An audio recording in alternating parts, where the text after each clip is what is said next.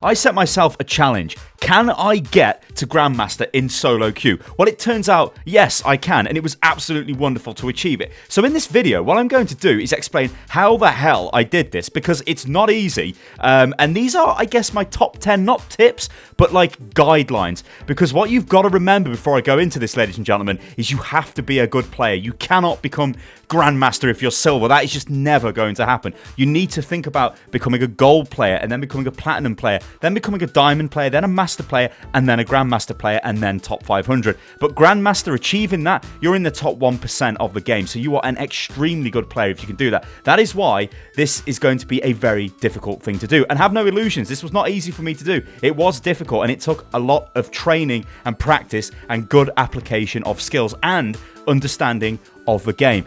So, ladies and gentlemen, I'm Stylosa, and this is Unit Lost. Let's get stuck into this. Number 1, you have to become a student of the game. This means you need to know what every hero can do. You absolutely need to understand the heroes that you intend to play. You need to know all of their stats, everything they do, the cooldown on their abilities. You might think this is completely ridiculous, but it's actually not. Because the more you know, the better you will become as a player. And you'll be surprised how this will work its way into your game. Now, if you don't understand the basics, how the hell do you expect to become a better player? So you'll see, based off the first tip or guideline, how this is not just, yes, go and do this and you'll become better. Becoming a student of the game encapsulates a lot of stuff. This means reading the wiki. This means watching tons of content, watching loads of streams, doing loads of stuff, playing loads of the game. That is why becoming a Grandmaster player, especially in solo queue, is a very difficult thing to do. But you have to understand what the hell you're doing. Now, I went into this and decided that I was going to play Soldier 76, McCree, and Tracer. They were going to be the heroes that I was going to play. Now, I can play Lucio, I can play Anna, I can play Reinhardt. Those 3 heroes I have loads of experience on, especially Reinhardt. I've got hundreds of hours on Reinhardt, playing him at a Grandmaster level, so I know I can play those characters if I need to fall back into them. Which again goes on to the thing of, I just can't give you a tip and say, oh yeah, get good at all these heroes, because, well, it takes a lot of time to do that. So anyway, the 3 heroes that I wanted to play, you'll notice are DPS heroes, because I've always wanted to play DPS. So I made a point of understanding every single aspect of what to do with those heroes. That was the first thing I did. After that, I went into games and I started to apply that knowledge, and it was beautiful. The second tip, now this is an amazing tip, record absolutely everything. Now right now, there is no replay feature in Overwatch. Hopefully at some point there will be one, and I know they're working on this, so it'll be great when we can just sort of send each other little replay files and record every single game. That'd be awesome. However, until then, record everything. This is okay for me. I'm a YouTuber. I record every single time I play. But I watch back a lot of my games. And you know what? This is awesome. I used to play StarCraft 2. And in StarCraft, you would review your replays, right? So you'd go back, you'd see, what was I doing at this moment in time? Could I have done something better? And I do exactly the same thing for Overwatch.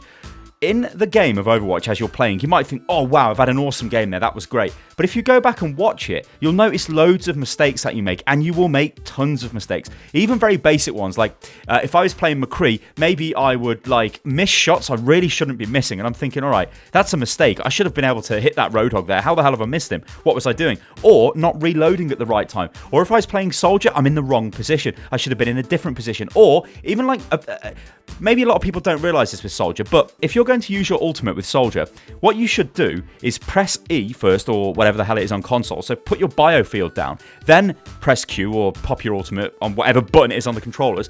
What that does is it cancels the, like, you basically put the biofield down and then instantly start going into your tac visor. So there's no delay, like you're cancelling the animation and you can do more damage. That's much better than tac visoring, firing, realising you're taking damage, then putting the heal down. So little things like that will make you a better player, but you can understand how this is very extreme. But that is an awesome tip anyway if you play Soldier 76. But yes, record everything. Go back and watch. You don't have to look for crazy detailed things like the Soldier example I just gave, but you can look for things like basic positional mistakes. Did you stand in front of that Reinhardt barrier?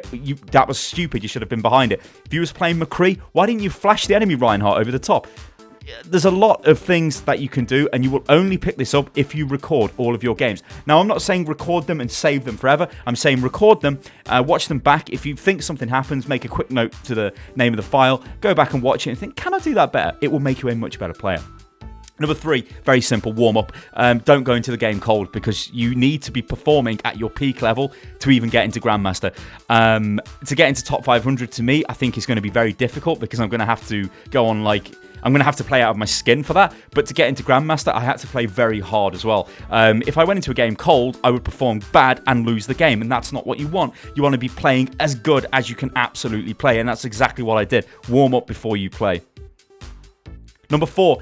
Again, this is not remember, these are not tips. These are just guidelines that I've been sort of using to get into Grandmaster in solo queue. Understand roles and team comps. Now, this is a massive, massive category because, well, there's so many different topics within this, but you will only understand this through playing the game and, as I said in number 1, becoming a student of the game. So, don't just play Soldier 76 if you need a secondary healer. Very simple, right? You see, sometimes, often playing a weaker hero, I might think, right, I'm a good soldier. That's what I want to play. I know I can do the most on that. But often, picking a character that will help the team's composition is a better move because that means the team has more chance of winning. You've got to remember, Overwatch is a team game. It doesn't matter if you want to play McCree, but you've got no healers, and so you just lock in McCree. That is such a terrible idea. You have to be a team player sometimes, and that means picking up Reinhardt's or whatever the hell characters that you're not used to playing because you have to fill that role. When you become more flexible, you'll become a better player and you will just win more games. Number 5, stay positive. Always stay positive. Don't try and let negativity creep in. It creeps in for everybody. When it does, that's the time to stop playing because you don't want to be playing when you're negative because it will spread to your team like wildfire and you'll just lose more games. So always remain positive. Number 6, watch better players. This is a great tip, actually. And this kind of is a tip. I wanted to be better at McCree and Soldier and some Tracer. Now, I'm actually working on Project Tracer at the moment where I've got another account. I'm addicted to getting Overwatch accounts. Got another account, which I'm just pretty much playing Tracer on and Flankers. I want to try and learn Genji as well, but Tracer for the moment, and I'm going to just see how far I can get up if I can get that into Grandmaster as well. But still, I won't just play Tracer on that account. If I need to flex or play something else, because I've got such a massive backlog of experience now with the game, I can play other characters as well. But that's, like I said, these are not simple. It isn't simple to get into Grandmaster. You have to be very flexible and very good at certain characters as well. But anyway, so watch better players. So I wanted to get better at McCree and Soldier. Who are the best McCree and Soldier players? Well, you want to look at pro players, right? Because you want to see what they do. So I'm going to look at Tavik, I'm going to look at IDD QD, and I'm going to look at players like that. Harry Hook, very good soldier. These players, what I'm going to do is watch their streams, but I'm not going to be able to learn how to aim off them, right? Because they're really good at aim because it's just practice. They've played loads more games than me. They're much better at accuracy.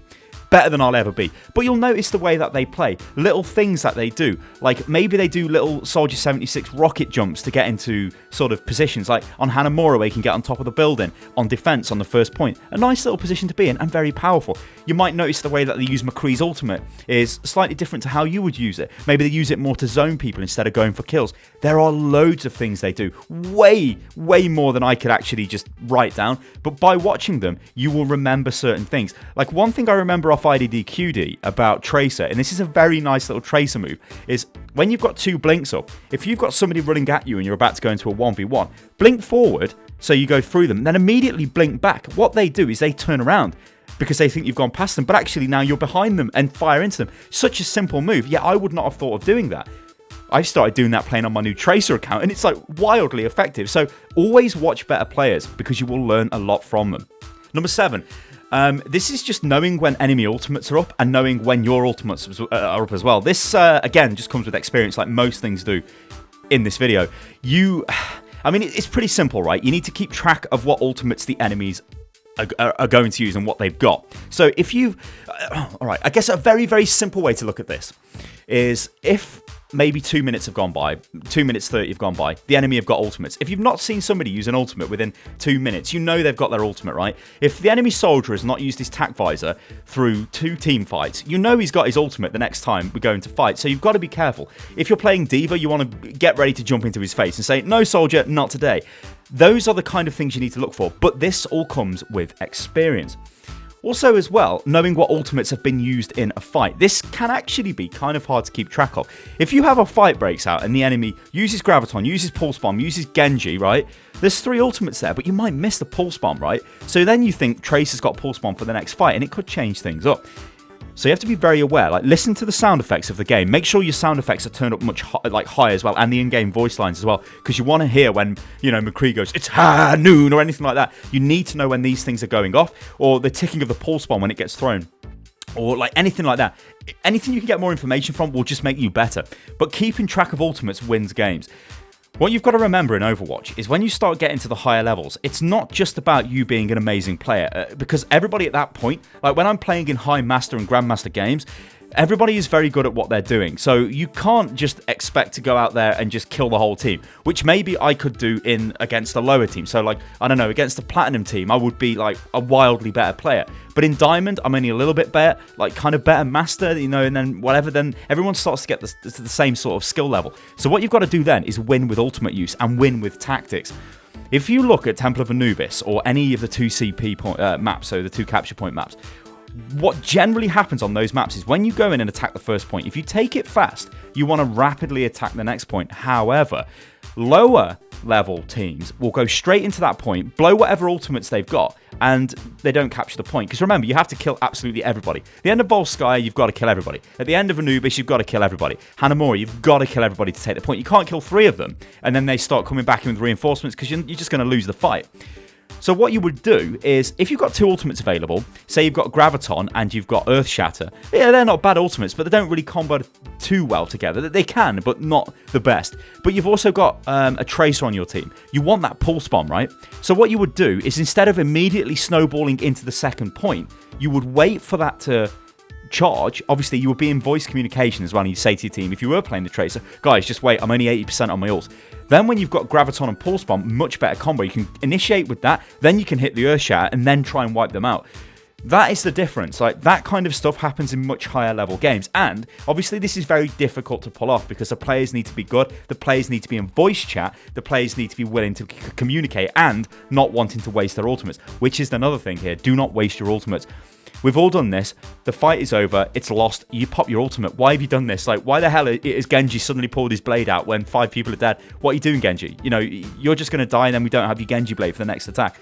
Ultimates are the currency of Overwatch. If you have more than the enemy team, most of the time, you will win. So you have to be very careful. Don't waste ultimates. Talk to your team when to use them, and be aware of what combos with what. Again, I could just sit here for hours talking about this topic, but that is basically guideline number 7 that I sort of made a point of learning. Not to waste ultimates, when to know to use ultimates, and keep track of enemy ultimates. One last thing I want to say on this is to keep track of enemy ultimates. At least keep track of your opposite number. So if you're playing Reinhardt and you've got Earth Shatter, he's probably got Earth Shatter, you need to let the team know and say, guys, yeah, he's probably got Earth Shatter, be aware. Actually, I say the last point, this is kind of the last point. Knowing when the enemy's going to use an ultimate, right? This can be quite obvious. If somebody suddenly goes out of position, so if you're playing against, I don't know, a Genji, right? And suddenly Genji is on the high ground, lurking around the side. What is he doing? Have 2 minutes gone by since you've last seen his ultimate? Probably. So what's he doing up there? Oh, he's probably getting ready to charge up into the air, or dash into the air, then dash down with his ultimate. Zarya suddenly starts running towards you. It's very suspicious. Oh, she's probably going to grab. Reinhardt is getting really aggressive. In fact, one of the ways you can tell Reinhardt's got his Earth Shatter is he'll keep dropping his barrier, because what he's trying to do is get you to waste your Earth Shatter, because he knows your Reinhardt has an Earth Shatter if he's got one most of the time. So he's dropping his barrier, so you know he's got one. It's very, like, little things like that. You pick up on it the more you play the game. So again, it just comes down to experience. Number 8, keep communicating. Always communicate with the team, but don't over-communicate. A lot of lower-level players talk way too much. The worst thing you can do in Overwatch is go, oh man, I almost killed that Genji. Oh, one more hit and I would have killed him. Oh, it's so bad. I had to reload. Oh, guys, I'm sorry. That adds nothing to the game. What you should be saying is Genji low. If it was Genji who was shooting at McCree. McCree low, McCree low. That's all you need to say. Or Tracer behind. Very basic information. Or my ult is up. Or if you're playing Soldier, like I played a lot of Soldier, and I wanted the nano off Anna, I'd be, Anna, nano me, get ready, Anna. I've almost got my ulti. And she'd say, like, okay, and then I go, ult me, and then they'll get ulted. If I'm not asking for it, you're not going to get it. Sure, good players will just give it you anyway when you ult, but you need to ask for these things. But do not over-communicate. Also, don't talk crap, which again is over-communicating. Don't just try and, like, talk crap for the sake of it, because nobody wants their comms just completely flooded with nonsense, because that's no good, because actually that's going to make it harder for you to play, because you're not going to be able to hear what's going on. You might not hear sound effects, people running around and all of that stuff. And the very last thing on this is block toxic people straight away. If somebody's toxic, just block them. Just block them. Don't even worry about it, right? I guess a little thing on trolls as well. You will get troll players. I had quite a lot of troll players, and who knows why they do this. Maybe they've had a bad day at work, at school, whatever. The last game was terrible. Who knows? When that happens, just use it as sort of like a live fire training exercise. Think to yourself, all right, that's cool. This guy just doesn't want to play for whatever reason. You're not going to win a 5v6 because that's never going to happen. Not at higher levels. There's no chance. Like diamond and above, that's just never going to work. In fact, probably at every level, that's never going to work. But this isn't a lost cause. It is because you're going to lose SR. But why don't you just stop practicing your accuracy? Because the enemy is still trying to kill you, and it's still, you know, you may as well use it for something. Don't get toxic yourself. That would be terrible. Number 9, right? This is a good one. Always do something, Sty. That's what my little note says for that. Yeah, you should always be doing something in Overwatch. If you're standing there doing nothing, what the hell are you doing? Because you could be doing something. Maybe you could think about your positioning. Is it right now? Could I be somewhere else? Should I be on the high ground? If you take Nepal Village, I think it is, where it's got like the high ground off to the side of the point, most of the time you want to be standing on the high ground, right? Because you've got more sight. You can see where they can both attack from both ways, through main or through the side. Maybe you're down standing in the point thinking, oh yeah, the point's captured, cool, this is great. And you're just standing there. What are you doing? You should be moving to the high ground and taking that position. Always think there's always something you can be doing in Overwatch. If you stand there and you're doing nothing, you're doing something wrong. You should be getting ready to attack the enemy. Maybe trying to find out where they're coming from. Maybe you're playing Anna. Maybe you need to heal somebody. Maybe you're Reinhardt. Maybe you should move your shield. There's always something you can be doing in Overwatch. So always keep active. Don't waste time. And the last one. This is, well, it's play Overwatch, right? You're not going to get to Grandmaster super easy. It's not just going to be like, oh yeah, I'm at Grandmaster. It just isn't, right? You have to play the game loads and loads and loads. I am a player who has played Overwatch from closed beta. I have played a shed load of Overwatch. I've got 3 accounts. I'm addicted to Overwatch. I make loads of Overwatch videos. I watch tons of Overwatch streams. I am investing a lot of time into Overwatch. Now, this isn't going to be the same for everybody. Some people will be naturally good, right? If you're just really good at FPS games and you can pick up a McCree or you can pick up a Tracer or something and just go straight in and just start killing people, you're going to be super effective, right? And you're probably going to get into Grandmaster. For me, though, yes, when I was younger, I was good, but I've had to train myself back into that. I used to play a lot of Counter-Strike, and I kind of lost a bit of my accuracy, if I'm honest, especially with playing like Reinhardt and things like that. But I wanted to see if I could do it with DPS, and I totally could. But it didn't just happen overnight. You know, there's years and years of Counter-Strike experience. There's like over a year of Overwatch experience, probably a little bit more actually now. Yeah, I think it's a bit more, right? A lot of that is a lot of time, right? This isn't something you can do just overnight. It isn't something, if you are a silver, a platinum, or a gold player, think to yourself, I'm just going to get to Grandmaster because, yeah, it's easy. It's not. You have to become really good at the heroes that you want to play, but you still have to be flexible. You have to understand tactics. You have to understand team builds. You have to understand whatever the hell you should be doing at any moment in time. It is a beautifully complex game, Overwatch is, and that's why it's not easy to do this. So I don't want you under any illusions that this video is telling you how to do it. This is just telling you how I did it. And I think this will help for people who are looking to go into Grandmaster, who are looking to take their game to the highest level possible.